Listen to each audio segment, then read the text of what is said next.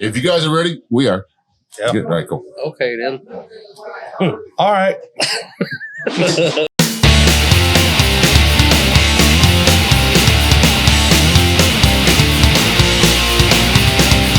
Welcome to ImVibes Podcast, home of good music, good libations, and good vibes. Now here is your host, Eric Millets, and producer, Ernest Stevenson. Hello, and welcome to, of course, another episode of ImVibes Podcast. We're back at Home Sweet Home, Tommy's Pub. As always, well, not always, but most of the time we're at Tommy's Pub. We got some special guests tonight, man, or today, actually. It's Sunday afternoon, so this is a day drinking episode, which doesn't happen too often, but whatever, man. We got Bog Loaf in the house, man. Of course, what we're drinking always comes first. So, actually, I got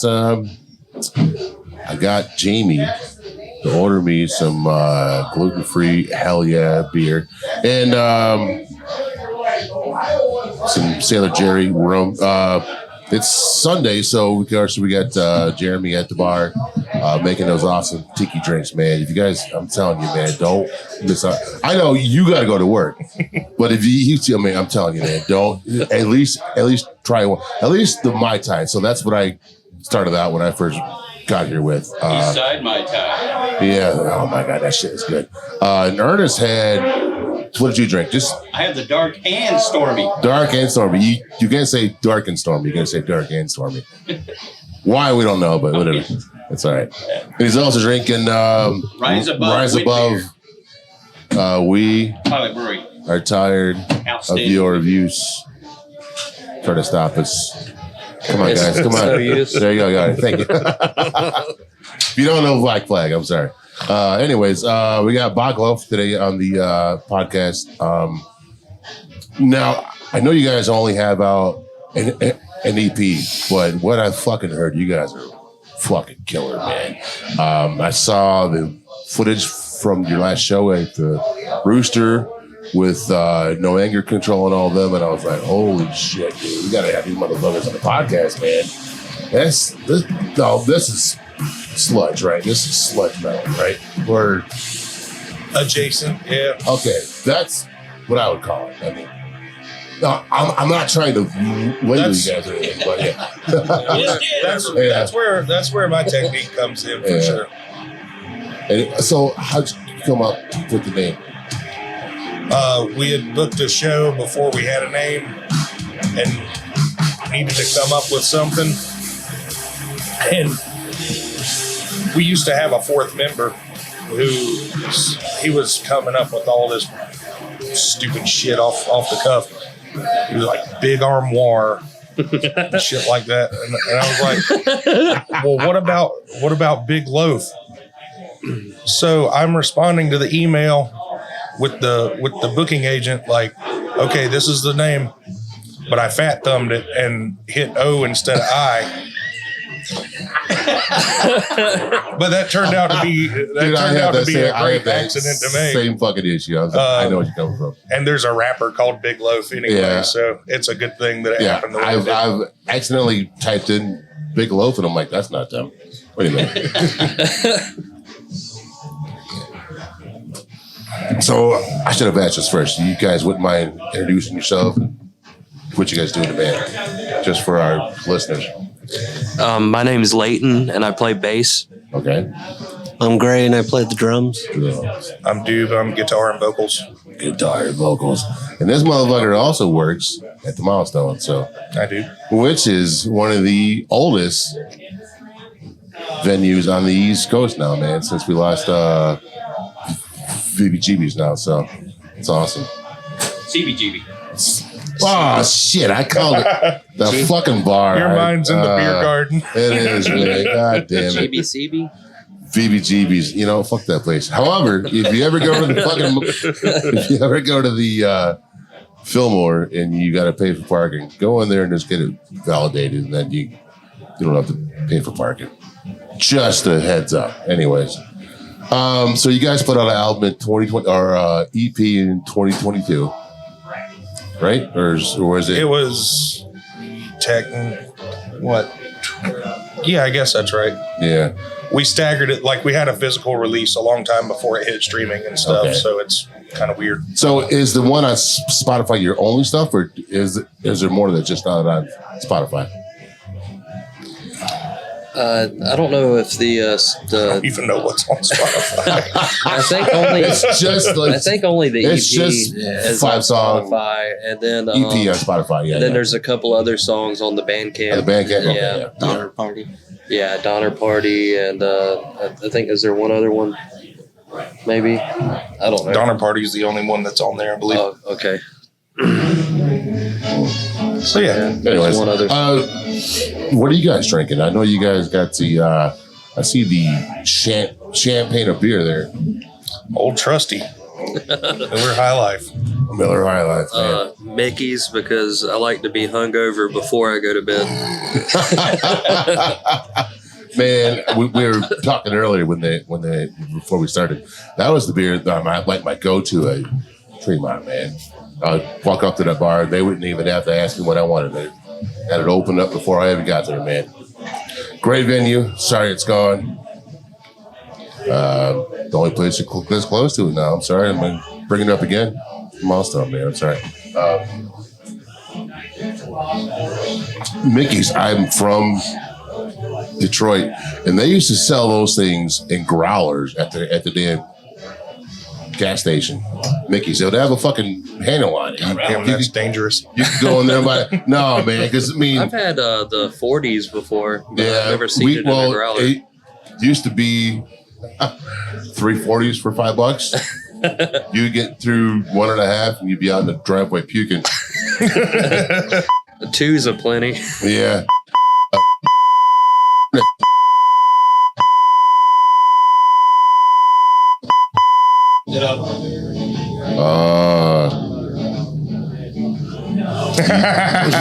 Your headphone was Fixed it. your headphones was hitting the I guess it was hitting one of the buttons. Or Oh, was it one of those sound effects? Yeah, I think so. No, we were cursing a lot. Something. Call waiting. Yeah. Yes, that was it. Yeah. Every time Eric talks. Goddamn. Oh man! It's like R2D2 from Star Wars. He was the most censored character in the whole fucking series. So that was 3 crawlers, 2 jelly. Yeah. Right? No, but I mean, so they used to sell, let's say, 340s for $5, and we used to go up to the gas station, just go buy those. I would make it through 1.5, and I mean, every damn time I'd end up puking, and people were like, "God damn, Grinch." Back home, everyone calls me Grinch because when I was skinny, I looked like the Grinch. Now I'm fat, I'm Shrek, so whatever. But yeah, so they sold Mickey's in growlers, man. So you'd get 3/4 away. I mean, it was just once that shit gets warm, dude, you don't want to drink any more of it, man. And so we used to drink those and go over to Canada. So drinking age in Canada was only 19. So we would, drink as much Mickey's as we could here in the States, and then drive over to fuck Canada and drink Jaeger all night long, and then drive back to the States. And we were stupid. That was dumb. That was a really dumb idea, but it was fun. We got in a fucking accident once. We got rear-ended. And don't get in a fucking accident in a country that's not yours. Because you're the asshole just because you were there. So, yeah, that was a weird night, man. Lots of bad things used to happen in Canada. So, how'd you guys start out? What started Bog Loaf? Or who was the founder? Or how'd you guys get started? The founder was the 4th member that's not with us anymore. Okay. He kind of reached out to all of us individually about putting something together, and we cycled through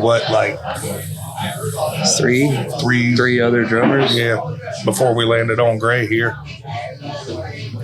And about the time that we started to get some shit pieced together, you know. The fourth guy couldn't be a part of it anymore, so we were like, well, I guess we're a 3-piece. Yeah, it works. I like it pretty well. Yeah. Hey, Ernest, why don't you play some more Bog Loaf? Okay. Okay. Oh, man.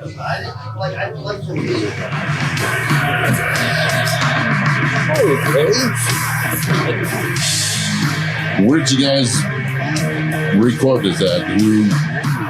We recorded this with Mo White, Okay. who famously was a part of Yardwork.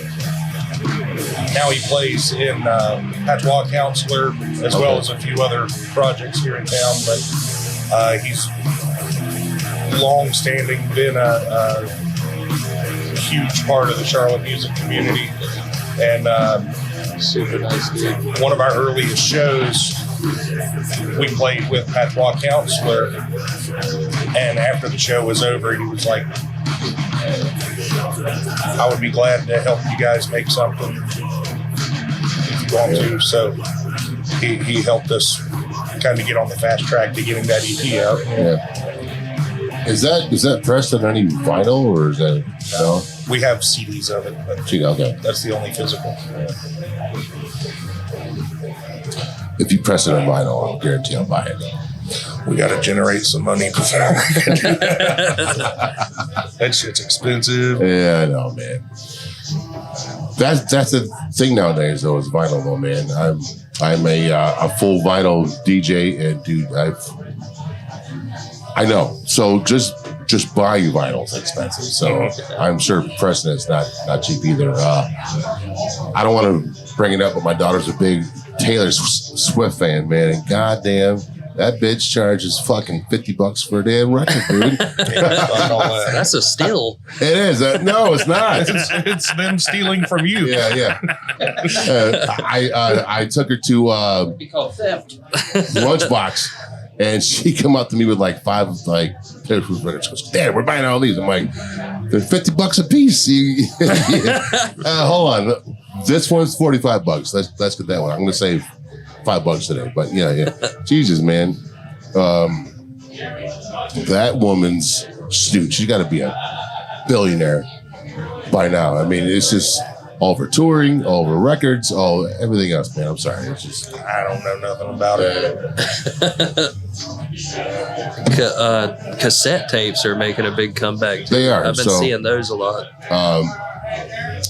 it's funny because I actually found I'm a nerd too, so I got a big Star Wars room in my house, and I was going through all my shit and I found a few unopened blank tapes.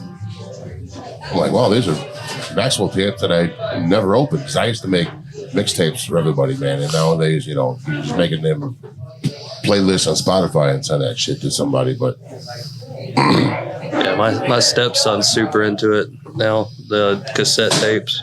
dude, if you want some, I've got boxes. So I was into DJing when they had what was called cassette singles. Singles. I've got a whole box of dude. Actually, I found them not too long ago. I'm like, wow, I forgot I had this shit. It's like Run DMC, Del Funk, Homo Sapien, White Snake, Rat, and shit like that. Steelheart. What the fuck was that? What the fuck was that song? Still. I just remember the shit that was on my dad's stereo when I was a kid. Heard a lot of Cinderella. Oh yeah. You know what, dude? There are. What the fuck's that guy's name from Cinderella? Tom Keeper. Yeah. That dude's fucking voice. I saw him solo like 4 years ago. His voice hadn't changed, dude. He's still feeling it. So yeah. So what are some of you guys' favorite bands? Especially the ones that have played Milestone. I don't really have many There's no favorite pressure. bands, Right. but it's like I have favorite realms of shit, I guess. I love noise rock. I love sludge metal. I love punk rock. Some like what do you call it? Like death metal, a little bit of doom metal. But I tend to stay more in the stuff that's influenced by punk. Yeah. Unsane is one that does stick out as like no matter what where my head's at, I can put on an Unsane album and be like, fuck yeah. I think, I don't know if you know who Mike Thrower is, but he was telling me that they'll be on through soon. I think in Richmond. Oh shit. Yeah. So that'll be fun. How about you two? I'm a big Nirvana fan, and Okay. a lot of the Seattle bands. Newer bands, I would say, like We Lost the Sea and This Will Destroy You. Okay. All right. I don't even know what I like. No, I listen to a lot of like hardcore punk, like Okay. in the realm of like Black Flag, Circle Jerks, and that kind of stuff. Me too. Yeah. Yep. Every day, man. We Could were have been a playing worse thing. We were playing a fucking show at Snug Harbor a while back, and Leighton couldn't get any sound out of his rig. It's like, come on, dude, we gotta go. Like, Well, I was kind of hammered and then figured out that I had my pedal board plugged in backwards. Oh shit! So I had the in going in the out. but so in the fray of trying to figure his shit out, he like hit every button that there is to hit on his tuning pedal and threw the calibration all off. And like, I was like, something's wrong here. He's like, it says I'm in tune. I was like, nah, dude. No. It's like, just tune by ear. And we approximated it. It was fine. But I was like, God damn, check the cables first. Snug Harbor is a cool ass place. I can't believe it. Who were you guys playing with that night? Spotlights, right? Yeah. Yeah. Spotlights and Spirit System. Yes. Okay, all right. That was a big fun show. They are way better bands than we are. No, dude. I saw that crowd when you guys were on stage, dude. Those fucking kids were loving you guys. I mean, to me, that's where if you get the kids into your band, dude, that's gonna spark you guys to go a lot further than you expect to go, man. We share Tiff from No Anger Control sentiment about like getting the age, the generational gap out of things. Yes. And blend everything back together, where us old turds and the young kids and everything can all Get together. Yeah. Tiff's a very good friend of ours, so yeah. They played at Slay together. That's right. Yeah. And I don't know what the hell happened that night, but I'm not gonna find out. So, anyways, I wish I was there. That same night, was that some other show? So, are there any plans for a new album, a new EP? Anything gonna happen soon? Are there any new shows coming up? We do have a few shows coming up. The 21st of this month, we'll be at Snug Harbor with our favorite band on the planet, Nerve Endings. I'm excited for that, then. And that's opening for Cherubs, who are an amazing old noise rock band from Austin. They just... Wesley Willis said it best. They whoop a camel's ass. Wesley Willis is awesome, man. Yeah. New material. We're constantly trying to write new stuff. but we're real fucking slow workers at it. Yeah. So it'll get here when it gets here. Okay. About it. Eventually. Someday. Man.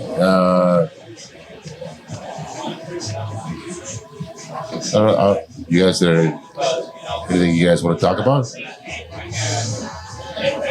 Did you have any hot dogs today, Leighton? Not even one. We should go to the QT in a little bit. All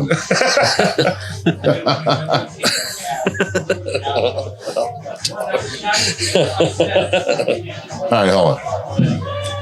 We're gonna do a bit of editing. What's it like working at the Milestone? Shit. 85% awesome, 15% stressful.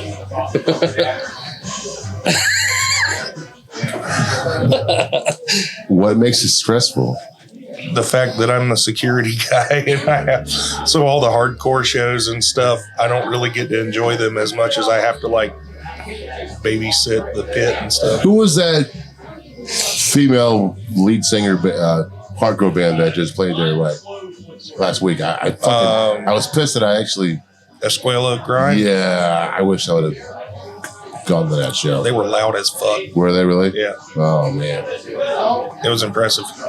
Do you ever have to like physically pick up somebody and throw them out the door? Occasionally, not often. Yeah, but it happens. I should do that. It's not my favorite thing to do by any means, but sometimes it's a necessary part of keeping all our bases covered. Were you working there during COVID when they remodeled the place? No, I was away. Well, yes, for the remodeling stuff, yes, but up until that point, I had been away for a few years. Yeah, I'll never forget walking back in there and being like, whoa. All right. First of all, there's AC in this area now. Well, dude, there's been so many shows there where I had to go outside during August and just go breathe because trying to mosh in the room with no AC and it's at 98 degrees outside. You got to go outside and catch your breath, man. There isn't much to speak of at this moment, but dude, I mean, one day. what isn't there going in the bar area though? In the bar side. There's like a wall unit or something, like a window unit stuck in the wall or something like that. At least there's something over there. Isn't it? Yeah, but from the perspective of being in a band, if I'm not sweating at the end of the set, I don't feel like I've done it. Right. Yeah, I mean, like I kind of want it to be a little bit hot, but not like August 26th. Like no, so boiling your asshole hot. Ernest is gonna make fun of me. So I'll probably fuck up their names. I do it every time. Mephistopheles. Mephistopheles. I said it right. I said it right. Mephistopheles. That show, I brought a friend that, by the way, this past weekend was an asshole at my house. So, I brought him out to the show just to come check out the milestone because he had never been there. And there we go. Voice. Yes, he was like, man, it's fucking here. I'm like, dude, you have no idea because he just standing there with his arms crossed. I was out there dancing all night, dude. Which, by the way, dancing at the milestone. If you're close to the stage, man, just watch your ass because I fell into off with their heads. I didn't shut down their set. There's somebody that I know at the last show I was at that they shut down the whole fucking show for like 30 minutes, man, because they had to go fix their fucking equipment. So I'm not saying who it was. I'm not mentioning any names, but that was a fun night. I'm glad that person got to go out and experience the milestone. That person doesn't live here. And he'll be really pissed if I say his name. So. You blew it. Yeah, no, it was a great night, man. So That's all right. You broke the record for shortest skate that night. oh, Jesus Christ, dude. Dude, I went in. I think I skanked twice and my knee gave out. I mean, nobody even touched me. I went down, dude. So, I'm like, all right, When the floor gets slick, dude, I'm 50 years old. There's no business for me being that pit anymore. shit. When I But was dude, like, hey, listen to me though. I'll never stop. As long as I can still move, I'll still be in there, man. So when I was like 20, Millions of Dead Cops played, and I was in that pit, and I was sure I broke my leg. Like I had to crawl out of the pit really, and go sit down in the bar room, and then eventually, started feeling a little bit better. I'm up walking around like, okay, nothing's broken, and I was like, this is like 20 years old, and I'm like, I'm too old for this shit. I'm definitely too top heavy. no way, dude. You guys still mosh? You guys still hop in the pit or no? I do sometimes. Not very. I don't know. It just depends. See, a lot of times I don't feel like I'm part of the show unless I'm up close or in the pit. So I hate going to like outdoor venues where you're up in the lawn. You can't. You can hear him, but you're not. A mile away. You can't see shit. I think the only show that I felt like I was really part of the show was the retirement Slayer tour. Now they're back together. We went to that show, and I was like, all right, this is the last time we're going to see Slayer. And, it was a huge mosh pit on the hill at PNC. It had just rained, so everyone was going in circles, and on the downhill, people kept busting their ass coming around that last circle. So me and my friend Eric were just like standing there trying to stay people from busting their ass, man. But yeah, that was a great night. It was Slayer, Anthrax, Behemoth, Testament, and Lamb of God. Stacked. Yeah, it was stacked. So it's weird though, because it started at like 5:30. So by the time we got there, Testament already played. Behemoth was just wrapping up. So we got to see Anthrax, Lamb of God, and of course Slayer. So yeah. But anyways, and I can't wait to hear what Kerry King's doing with his new band. I haven't. What I've read, it just sounds like Slayer again. Yeah. From what I've been reading, because Dave Lavaro, who played drums, who's now in Mr. Bungle, said he wasn't going to come back to Slayer because he's touring with Mr. Bungle right now. Yeah. And Kerry King's like, dude, you're fucking dead to me. So they said that I've heard that they did Dave dirty. Yeah. So I don't know, man. I'm a huge fan of anything Mike Patton does. I'm psyched because they're coming through town. Well, not through town. They're going to be in Raleigh in May, and I'm not going to miss that show at all. I'm also a huge Scott Ian fan. So any band that he's in, especially with Mike Patton, I'm in for. Trevor Dunn too. Yeah, he did those Melvins records that were awesome. Well, the Melvins are on Mike Patton's new label with not new label, but they're on his label with yeah. Dillinger Escape playing, and I forget who else on the label. Well, shit, man. This wasn't quite a full hour. So the show you guys played with No Anger Control at the Rooster was a very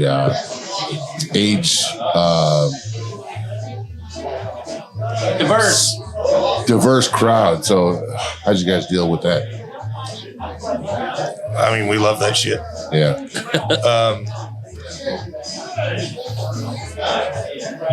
Especially we don't get to play hardly ever any all ages shows. Yeah. Like there will be some younger, as in like 18 to 21 people at And like a good bit of our shows, but snug and all that shit. Yeah. So seeing like actual like youngins running around, that was awesome. Yeah. For sure. I saw the whole video of all the kids and begging you guys stuff. I was like, fuck yeah, man. That's awesome. That's pretty cool. Yeah. Yeah, we're trying to get some of Tiff's video. Yeah. Tiff's awesome, man. We had her on the show. We were trying to get Tiff, if you're listening. I know you are, or you will. We need to get Pete on the show from the AMFN. Peter. I've known Pete. I've known Pete as long as I've been in Charlotte. So You get Levi on too. yes. You know what? If Levi comes on, I want to talk more about comics with him. Yeah, than music. Do you guys have any favorite comics that you comic book characters or comics that you guys read? I was a big Wolverine fan growing up. Oh yeah. I think the Punisher was always my favorite, but now it's been turned into like a Blue Lives Matter kind of thing. Yeah. So, So putting that play down your car, change. Yeah. The irony. yeah, I never really got into comics a whole lot. I loved the Batman movies when I was a kid, but I never read the books or anything. My stepdad got me into comics when I was a kid, so he I think the first one I ever actually got was the death of Superman when I forget his name now. Doomsday killed him. Yeah. Love those films. I've always been a big fan of comic films. We just watched the new Aquaman, and I gotta say, don't bother. It was absolutely terrible. Yeah. We did watch the new. Dude can't act. You know what, dude? So we also watched Doom about a week later, and my wife's like, there's something to facial hair. Because she loves that dude. She's very attractive. But in the Dune movies, he's got no facial hair at all. So she's like, you know what? Sorry, he's got to have a beard for me to like him. So. I heard Doom, not Dune. Dune. And I was like, you mean like the one with the rock in it from No. 5 or something? hey, that movie That was a rules, great video game. I still got my Super Nintendo with the original Doom in it. Yeah. And I played, I can roll through that first stage, that first board with no issues. I still haven't nailed it on the second board, but that first one, I know where all the trapdoors are and all that shit is still. We used to play that shit, man, and fucking smoke weed back in the 90s. My neighbors, he had a Sega Genesis, man. We used to go over there and smoke weed and just play Doom all day long. It took us forever to nail down that first board, and then after that, we're like, all right. And we kind of forgot what happened after that. But got anything else? I think you asked about favorite bands. Did you ask about influences? I kind of did, and they said I don't really have any. I mean, it's like genres, but yeah. You don't really have any bands that's influenced you, do you? Probably the Melvins would be the most prominent. Yeah. But I don't want to sound like any particular band, so it's more like take pieces from different bands, or not even from different bands, just from different styles. Okay. I don't know. I'm kind of an idiot. Oh man. We all are, man. I mean, come on. How about you guys? I just like want to be loud sounding, basically. Yeah.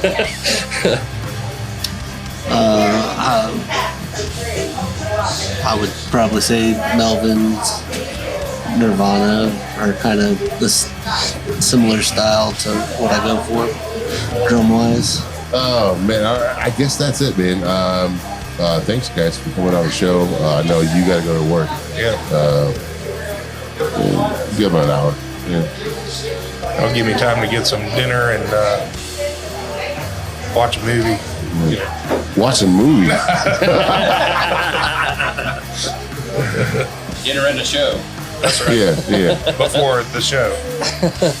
What kind of movie you gonna watch? Probably a adult film.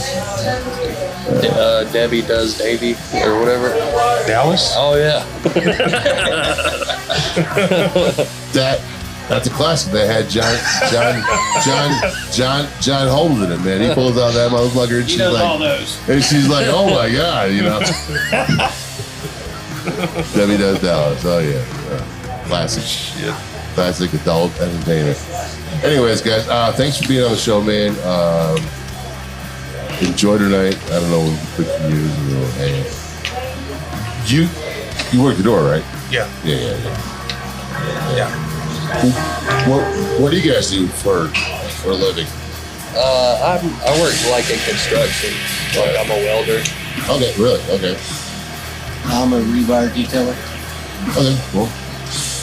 Real cool, man. Blue collar guys, man. Yeah. Making metal music. That's why we can't afford to press vinyl. Make it happen. All right, guys. Thank you. Thank you. Adios. Thanks.